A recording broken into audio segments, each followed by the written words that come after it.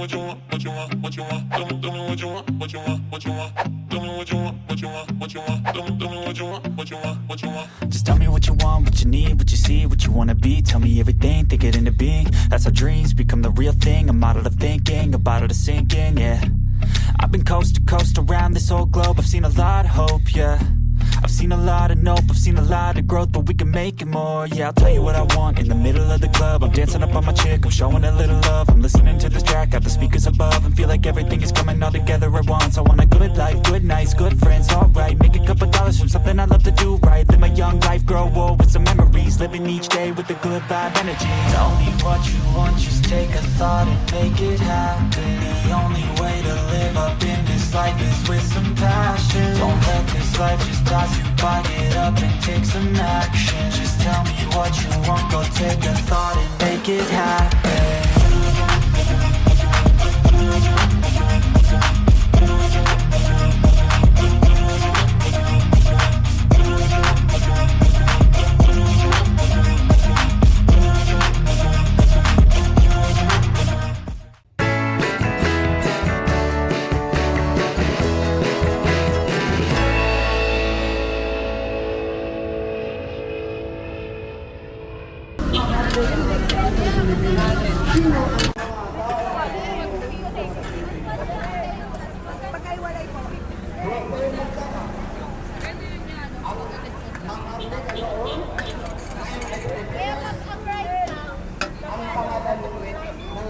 Dito o kaya ang mga namumuno po sa Pilipinas ay puro sa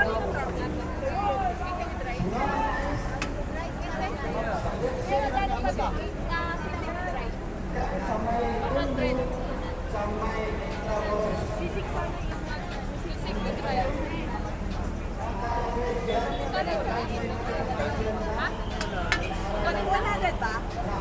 Meron ba?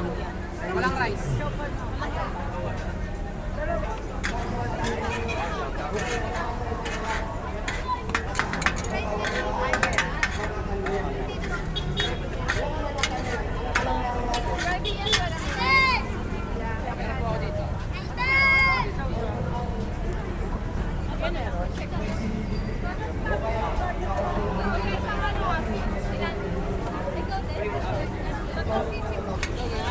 Ngayon po, mga kapatid,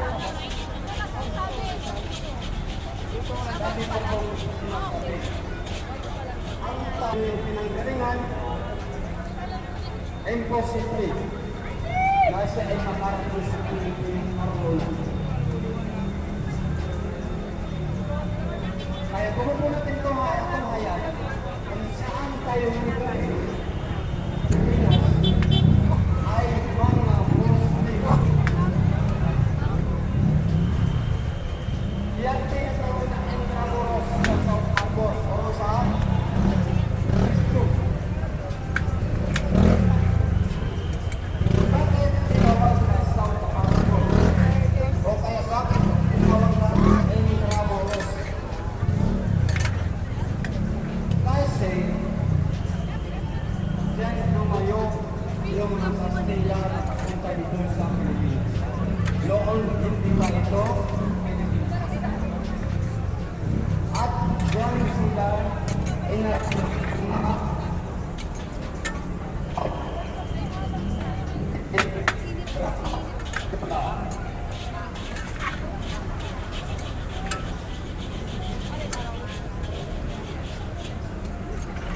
mahaba-haba po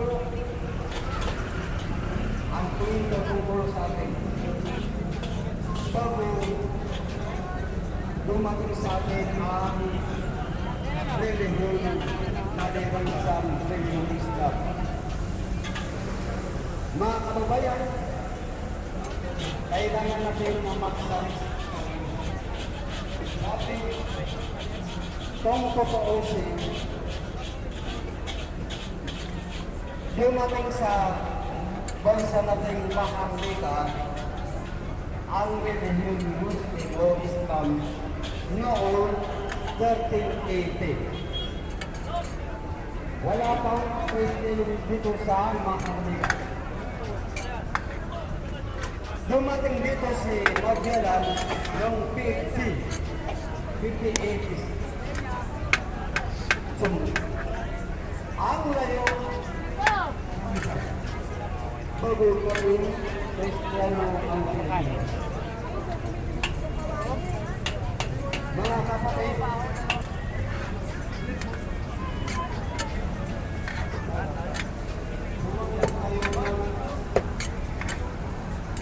sawa o huwag po tayo magpahuli-pahulan sa pagsasaliksik natin sa ating mga pamumuhay dito sa mundo.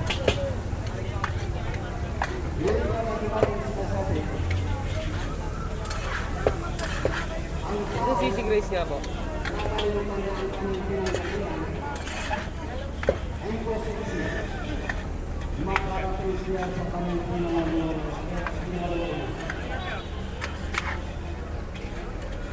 Kasi natin, bago pa maging kastila o kaya bago pa ang Kristiyano dito sa atin, Pwede na yan? ang mga namumuno dito sa atin ay mga Muslim.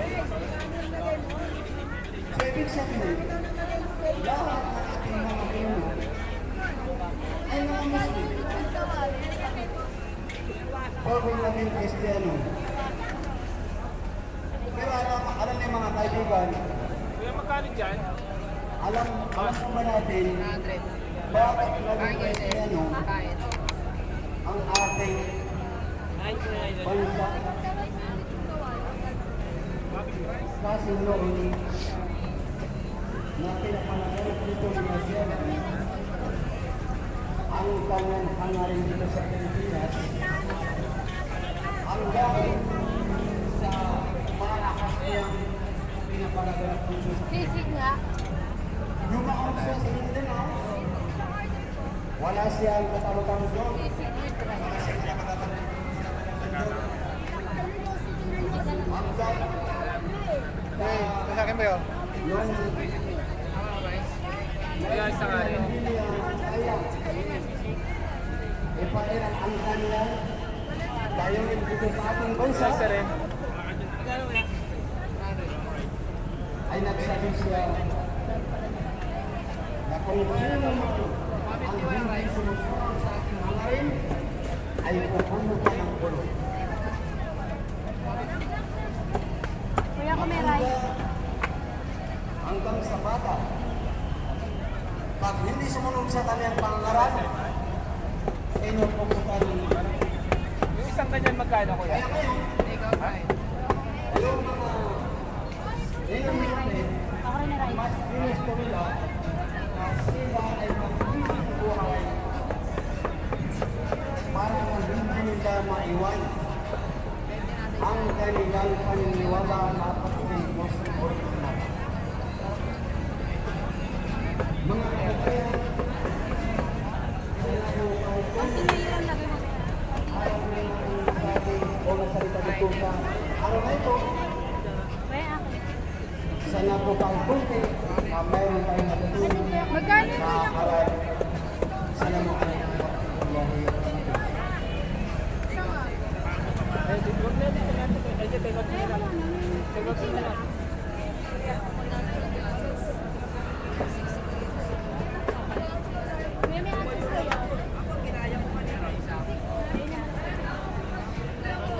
Ato lang.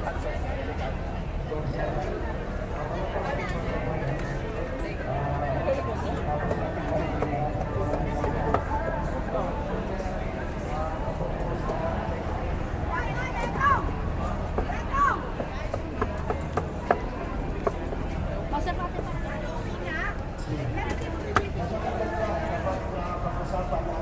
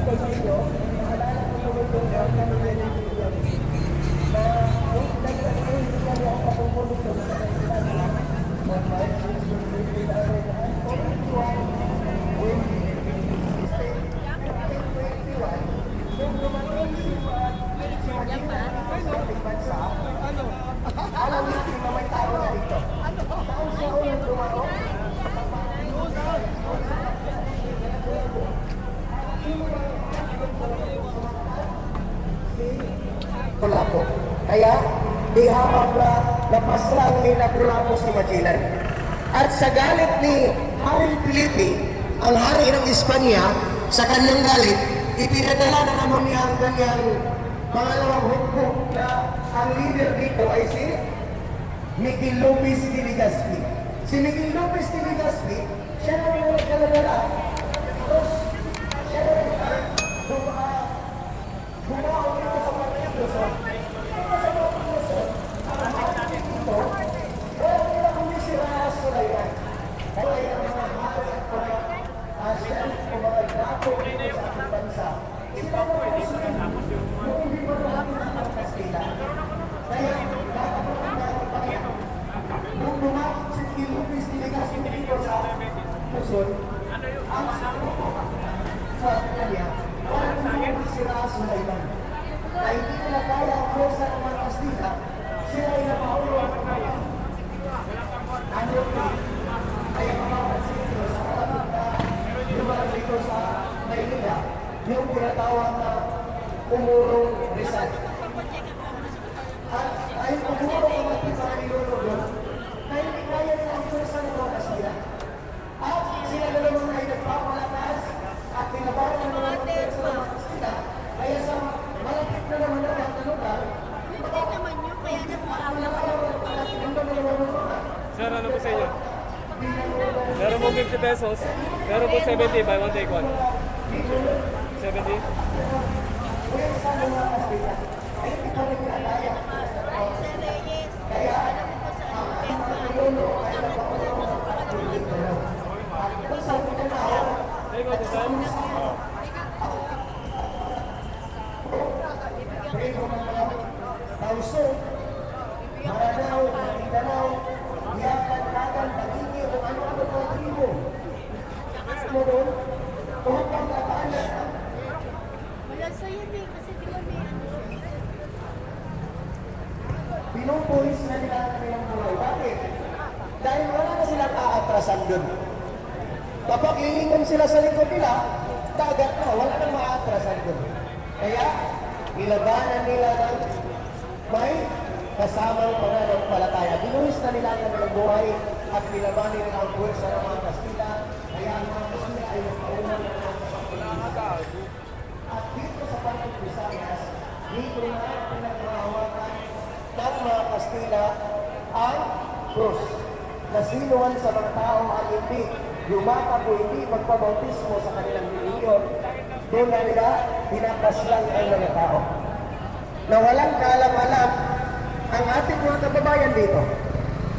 Nung dito sa Maynila, nung labanan pa sa mga Kastila, na daladala ni Miguel Lopez de Legazpi, ang ating mga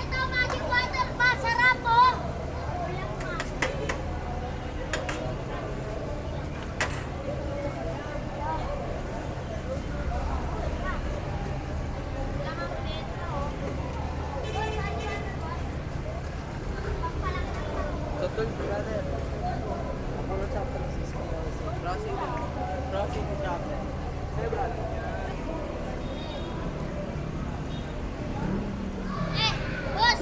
Magic water, boss! You!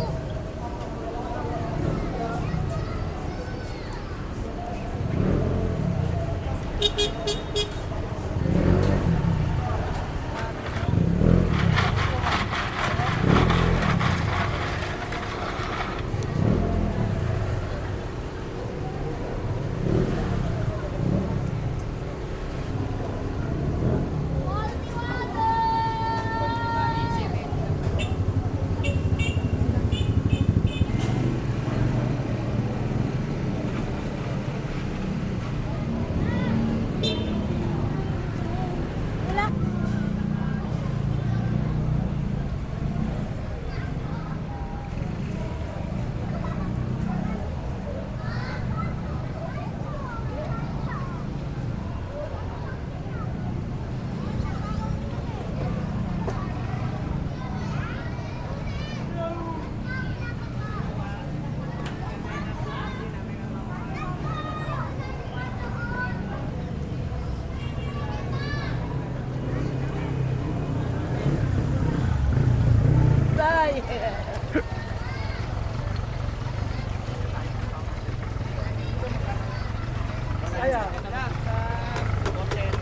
Ano yan, squid? Apo, Ah, butterfly. magkano yan? 100 po yan. Oh, 100 lang. Malaki na. Yung bagong nanang Neneng B ng Quiapo. Opo. Ito lang po. Palangka. Ulit. Pero Steros. sigado. Corner si Palangka. Puntahan niyo po sa Metro. Puntahan niya yan, oh. Meron tayong isaw ng manok, meron tayong chicken. Inaamo na. Inaamo to. Iusok. Inaamo.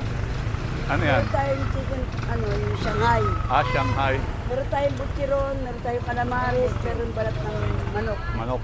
Ah, hipon. Meron po tayong hipon. Magkano Wala lang hipon? crablet, 100. 100. Wala tayong crablet, wala makuha. Ah. 100. Salamat po. Sige ma'am, dyan na lang.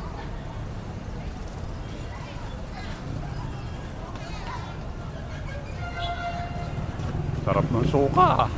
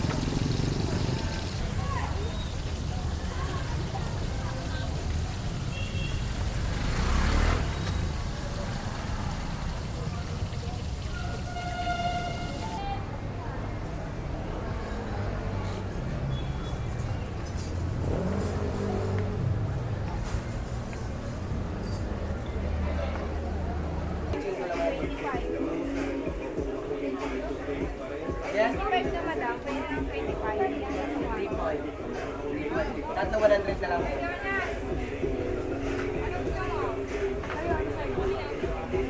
Mga sagutin niyo ito. Gusto ko umuwi na. O, kaya mo ba ibigay? Or dahil madam? O, bakit?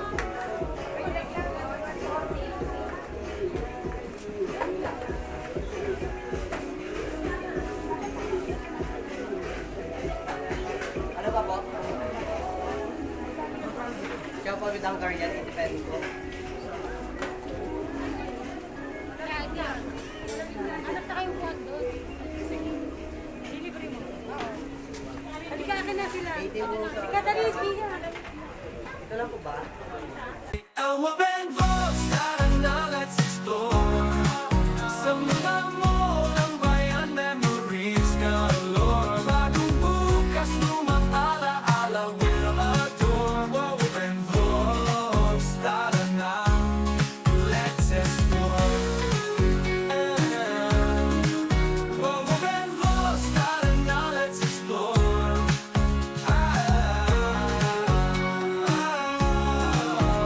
to the mall. Let's check the department store. Supermarket, arcade, always something more. Renovated now, but memories still shine. In every corner, narinig ko pa ang tawanan. Wow, Ben, take us to our favorite mall. I miss the Philippines, I miss my childhood memories. Wow, Ben, let's go. Ben Vos, tara na, let's explore. Sa mga mall ng bayan, memories galore. Bagong bukas, lumang alaala, we'll adore. Wow, Ben Vos, tara na, let's explore. Wow, Ben Vos, tara na, let's explore. Wow, Ben, with his online friends, Chick Dochi and Edlin, oh my supportive diba? Ursula, oh Ursula, ikaw ang noisy star, ang galing mag-English. Ikaw ang bida sa chat, kakarating lang ni Julia, galing atas sa lakwatsya. Sinamoro at Ivan Reyna for school. Perky F and CJ Walks, let's start the premiere now.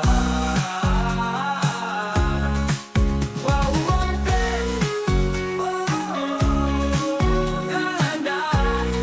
let's explore. Ben Vos, tara na, let's explore. Sa mga mall ng bayan, memories galore. Bagong bukas, lumang alaala, we'll adore. Wow, Ben Vos, tara na, let's explore. Wow, Ben Vos, tara na, let's explore. SM Malls to Ayala Malls.